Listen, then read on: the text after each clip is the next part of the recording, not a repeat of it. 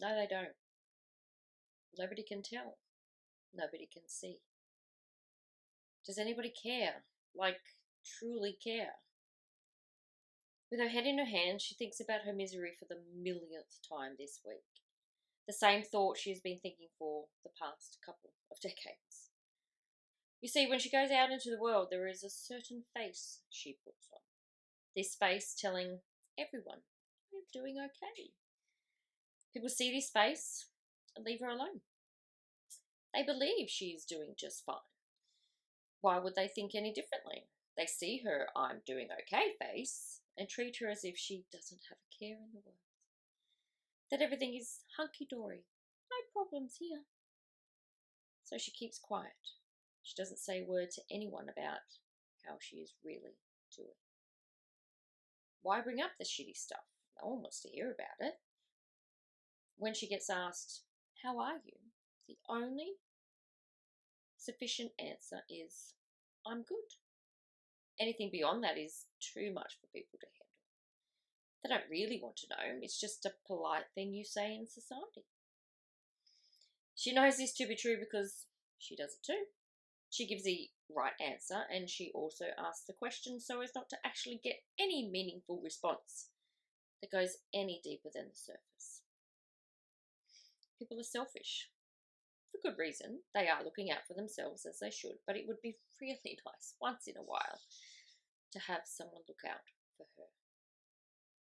She feels all alone in her misery, so buried under her thoughts she cannot see any ray of hope. Life has been cruel to her, so she believes. She's convinced there is someone out there, somewhere, playing cruel tricks on her, orchestrating her misery, giving her reason to conclude that her life is only meant for misery. And this someone gets great pleasure from making her life as miserable as possible. She wonders who this someone is. Why are they doing this to her? She wants them to stop it. She doesn't want to feel this way anymore. She certainly can't tell anybody about this someone. They would think she's nuts. They definitely wouldn't want to know more about how she was really feeling if she went around telling all who would listen about this mysterious someone wreaking havoc on her life and giving her one miserable moment after another. Surely, if she got up the nerve to talk to someone about her misery, they would listen? A friend? Family? Not likely. Her family aren't that close and she can't bring herself to speak so openly to anyone she knows. What would she even say? Hey, I'm fucking miserable over here. I need someone to listen to me. If only it were that simple. But it is. She's gotten the nerve more than a few times, but chickened out right at the last second. It's not because she didn't want to, it's because her mind, her ego, came rushing in all panicked, spewing out reason after reason to not do it. Her mind became a flustering mess and the reasons were so convincing and evidence-based. Remember the last time you tried to do this and it ended in disaster? Remember when that one person laughed at you because you told the truth about how you felt? Remember when you tried to speak up but you kept getting cut off because no one cared what you had to say? She believed every single word and kept her mouth shut out of fear. Fear, anxiety, misery, anger. They are what she knows. Telling the truth about who she is and how she feels, that stays under wraps. Kept under lock and key. So she betrays the real her and exhibits a falsified version instead. It's better that way. No one seems to mind. They aren't trying to see who she really is under all that fabrication anyway. Nobody notices. I see you. Words, so simple, yet dynamic and rousing. She pauses for a moment and takes hold of them. She snaps her head to life, her eyes widen in wonder, and her breath deepens.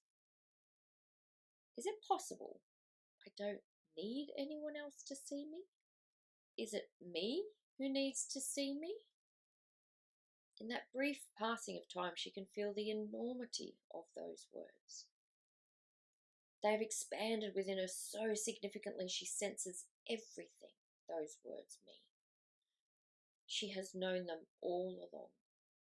She was blinded by her misery. Her misery kept her stuck in the revolving door of nobody notices, nobody cares. Her mind broadcasting the same miserable thought she had over 30 years ago into her day from the instant she wakes up in the morning. What does she do with these words now? How does she go about seeing herself for the first time in all her miserable glory? She gets up out of her seat and walks into the bathroom. She's afraid to look at the woman in the mirror, but she does it anyway. She looks, really looks. She looks at her mouth, her chin, her hair, her shoulders, all the while avoiding the one place she knows she has to look, her eyes. After a few minutes of pretending her eyes don't exist, she finally concedes to observing her own eyes. She notices the colour, the size and shape, the whites and the pupils, her eyelashes and a few wrinkles at the corners of her eye. Eventually her eyes stop moving and she focuses on what is behind them. It's tough. She squirms a little. She feels very uncomfortable. She has never liked what she saw in the mirror, which is why she barely takes a glimpse in the morning when she is getting ready for her day. She's afraid. She's terrified of what she's going to find behind her own eyes. Who is the woman staring back at her? How did she become such a miserable, sad, and lonely woman? Years of hatred and self-loathing reflect back at her. A shock to see how they have become such a substantial part of who she is, more than she realized. She knew they were there. There is no denying the magnitude of those feelings, yet she somehow didn't appreciate just how much of an effect they had on her behavior, and how they demanded so much of her attention.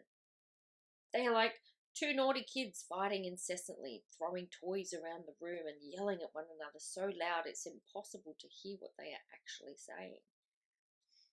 I see you. I see all of the fucked up feelings residing behind those eyes. I have ignored you for far too long.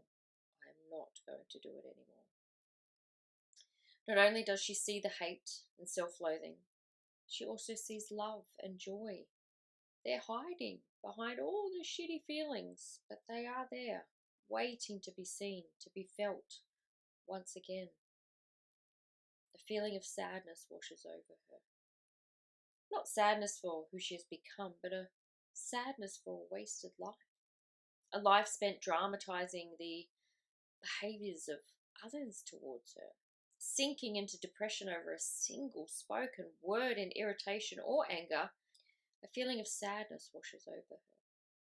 Not sadness for who she has become, but a sadness for a wasted life.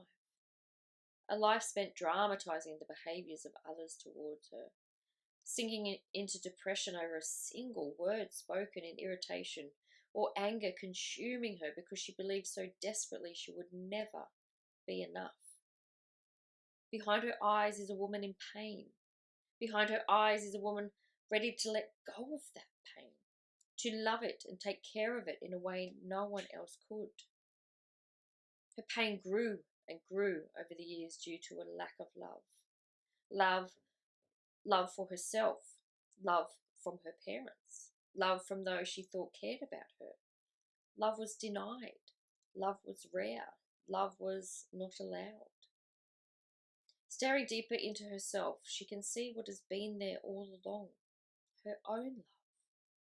She may not have received all the love she deserved as a little girl, but now she can feel her own love. It never left her. It didn't abandon her the way she abandoned it. Love is like that. It will always be there for you whenever you need it. It is never disapproving. It is never judgmental. It is never cross at you. Love is unconditional. As her eyes observe the ones looking back at her, she makes a vow to herself and the woman behind those loving eyes. A vow to never give up her love again. To reach for her love whenever there are dark days holding her down, to return to her own love in instances of hate and self-loathing when minutes of despair threaten to dismantle all of her good work. She vows to always be there for herself whenever she needs someone. She vows to notice when she is in distress, when her misery has come back to say, "Hi, remember me?" A realization creeps into her being, an awareness of this someone and who they actually are. This someone is she. It has been her all along, orchestrating her own misery, getting pleasure from creating such a miserable life for herself.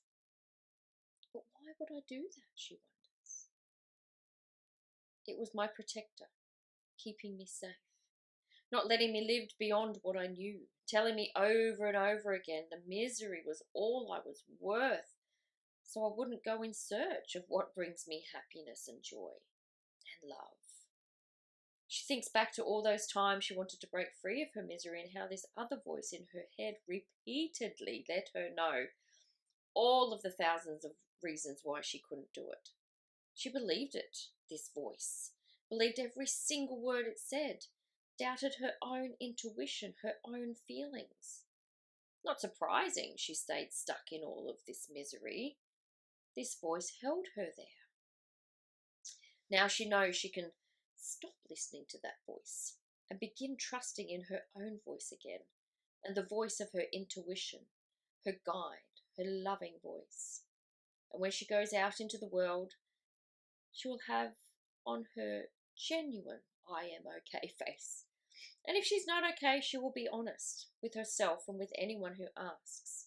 She will speak to her friends she knows deep down she can talk to, people who will genuinely listen if given the chance. She understands she needs to give the people in her life more credit. They do care for her. She will finally allow it. She will allow herself to notice and never again take for granted that she is the most important person who needs to notice. Nobody else matters. Not when it comes to her own love and all of those feelings she has done her best to hide away from the world and from herself. She notices. She loves.